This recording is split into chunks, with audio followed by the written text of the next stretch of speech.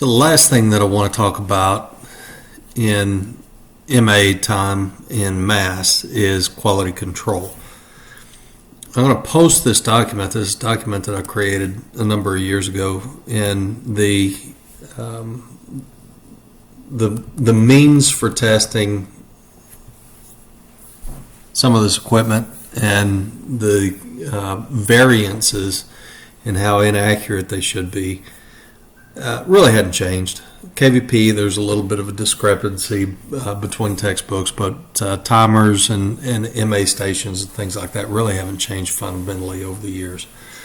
So timer, and you need to understand we're not going to be testing over this information, but I want to introduce this to you because this is the most mind-numbingly dull portion of the curriculum. Just got to say it like it is. It's pretty awful, and we're going to cover it in the fall semester when we go back through imaging. It's the last thing that we'll cover in that semester, and I feel like maybe if you've been exposed to it before then it won't be quite so bad at that point. So this is something I'm going to put into your module so that you can have it and you could review it. You can take a look at it, but what I'm not going to have you do is calculate exactly how it is that you perform these tests. What I want you to know are just the basics. The timers have to be plus or minus 5%. Now, I mentioned earlier that timers are inherently more inaccurate at short exposure times. So timers generally, they need to be within plus or minus 5% of what it is that you set the time to be. So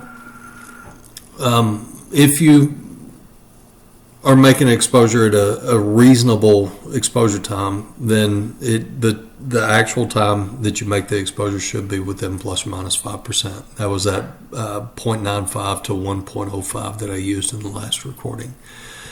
But if you get down to 10 milliseconds or less, then again, your timers can't respond very quickly. And that's the time that it takes to start the exposure is what they call interrogation time. And the time to terminate the exposure is what they call extinction time. So if your exposure time is 10 milliseconds or less, then that interrogation and extinction time comes so close together that your timers have a difficult time responding to it. And in that case, then we can have as much as 20% inaccuracy. That's why we have reciprocity failure, is because we get so short that your machine just can't deal with the short exposure times very well. So timers plus or minus 5% unless it's very, very short, and then it's plus or minus 20%. Linearity is a check of adjacent MA stations, or of MA stations, accuracy of MA stations. And they have to be within plus or minus 10% of adjacent MA stations. So KVP, timers, and linearity all have to be tested at the same time. And pretty much all of these QA tests are going to be tested at the same time, but they have to be tested at the same time. So you may be thinking, okay, well, we got a 5% change here. Let's don't even consider that. We got a 10% change here. These things seem to be stacking up kind of like compound interest. That's pretty inaccurate at 15%. And you're right. It is, but then you have to consider how much of a change in MA and time that you have to have in order to see a visible difference on the image receptor. And again, because of digital processing, the only way that you're going to see that truly reflected is in the index number and not the appearance of the image itself. And that number is 30%. So is that 5% and that 10% really going to make all that much of a difference? And the answer is no. If both of them are right at the very edge of the allowed difference, if the timer's shooting 5% too low and your linearity is 10% too low, then you're looking at 5 plus 10 is 15%. It's really going to be a little bit higher than that because it would be kind of like compound interest, but it's still going to be only about 16-17% difference in your index number. And the visible difference between images is just not going to be existent. So we've got a lot that we have to consider in mass QA, quality control, quality, that'd be QC, because mass is controlled in a lot of different ways. You set your MA, you set your time, you got mass. If you're phototiming though, then you don't set your time is automatically taken care of.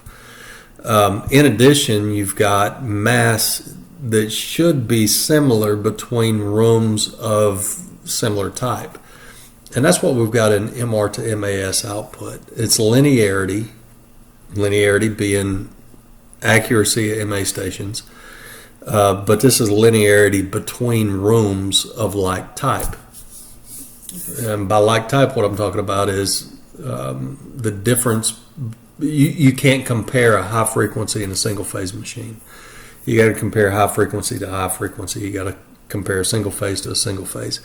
You really have to compare a 3-phase 6 pulse to a 3-phase 6 pulse and not a 3-phase 12 pulse. So it's got to be of like generation. The generators have to be the same in order to compare them. And even there, you can have a plus or minus 10% difference between the rooms. Reproducibility means the exact same exposures, we need to receive the exact same exposures. So reproducibility means that if you set a particular technique, and in this case it's going to be MA, time, KVP, you should expect the same exposure for the same settings. So you make an exposure, you should be able to count on that same exposure time after time. But sometimes in the changing between exposures, I've mentioned this before with the KVP, the difference in KVP may be because some of the contacts slip in between making exposures.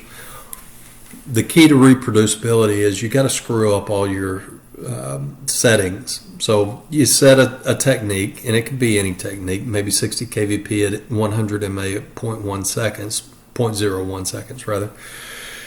Then what you're going to have to do is make that exposure and take all of those exposure factors and mess them up. Just drive your KVP up to 100, then back down to 50, and then back up to 60.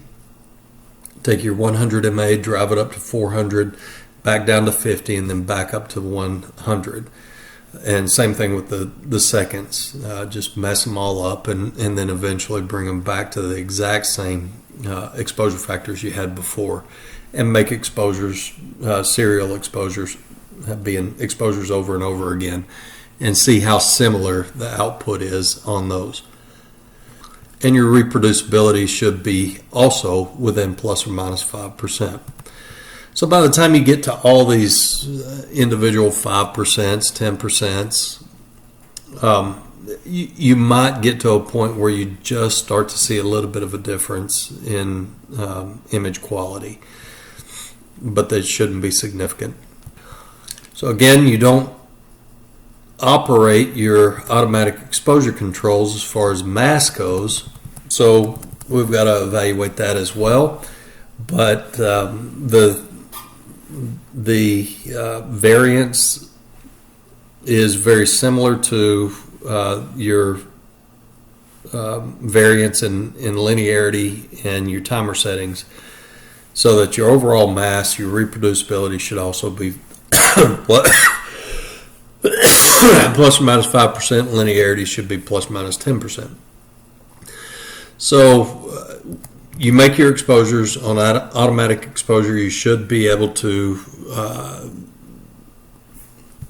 reasonably expect the same exposure time and time again. Your automatic exposures, if you remember, are just detectors, and they set your time based on the amount of radiation that comes through the patient. So if you have size differences, you've got a hypersthenic patient versus asthenic patient, then what should happen is that the exposure time should remain longer for the hypersthenic patient over the asthenic patient, so that overall your density should theoretically remain the same between exposures. Same thing with KVP. If you change your KVP, you should reasonably expect to see similar images with changes in KVP. If you increase your KVP, then you should the detectors and the phototimers should give you a decrease in mass to compensate for it. Now, if you notice, KVP correction, patient size correction are probably, I'd say they are the largest variances that we're seeing in quality control, and that is that you're going to see 100% change. You're allowed to see 100% change in density. So if you've ever noticed and paid a close enough attention whenever you're using the AECs, you will see some anomalies. They're not really anomalies. It's if you make an exposure on a patient, and let's say the patient moved a little bit, and you have to reshoot, and you've got the same patient, and the size hadn't changed. What you're going to see in a lot of cases is whenever the machine shoots, there's going to be a difference in the mass. In a lot of cases, it almost never is going to shoot with exactly the same mass. So because of that, there's quite a lean or a lenient variance for KVP correction, patient size changes in phototiming. Those density controls are the plus and minus things that you see on the control panel. If you're doing an open mouth odontoid, some people like to use like -1 on an open mouth odontoid just because of the difference in tissue density between the base of the skull and the teeth and the upper portion of the C-spine. So some people may use a -1 density. So those have to be evaluated as well. There's really no good way to describe exactly how much of a change you should have in between those density controls, because some of your density controls are just +1, +2, -1, -2. Some of them go all the way up to ±5.